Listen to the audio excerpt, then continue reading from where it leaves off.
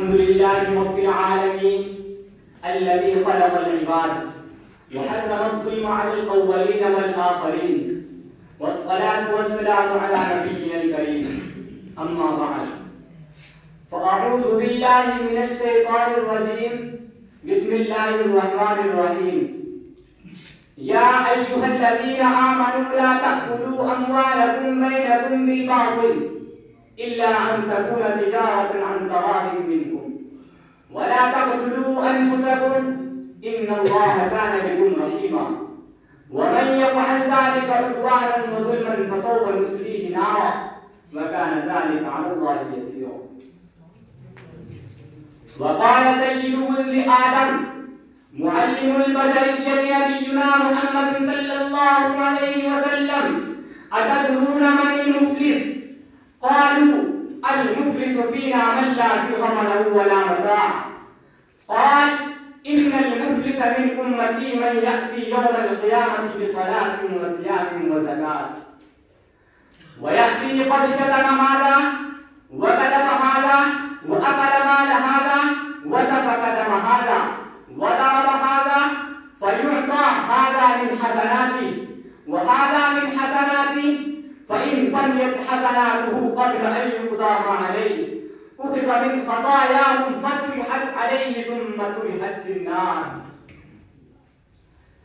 إخواني في التوحيد، إن الله تعالى حرم الظلم على عباده، لأن الظلم ظلمات يوم القيامة، ونهى عن أكل أموال الغير بدون أمر مشروع، كما قال الله تعالى في كتابه الحكيم: يا أيها الذين آمنوا لا تأكلوا أموالكم بينكم بالباطل إلا أن تكون تجارة عن تراض منكم.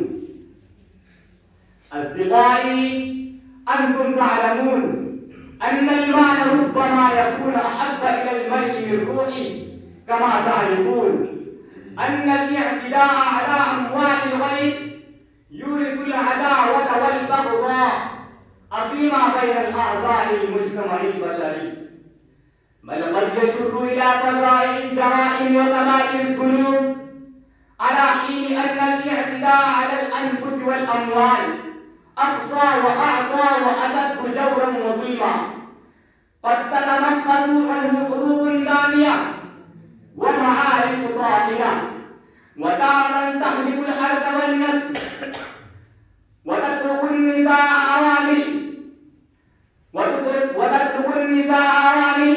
وتسلبهن أعراضهن وتجعل الأطفال أيتاما ومساكين.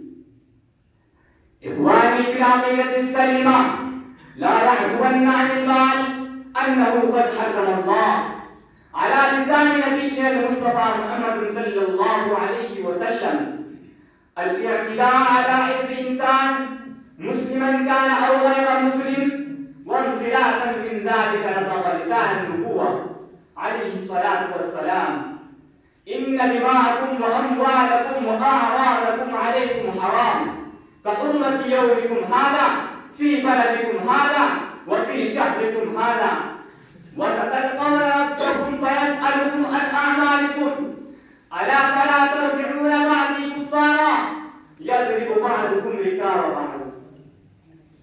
ويا إخواني، توبوا إليه في ساعتكم هذه وأنيبوا إلى الرحمن، والسلام عليكم ورحمة الله.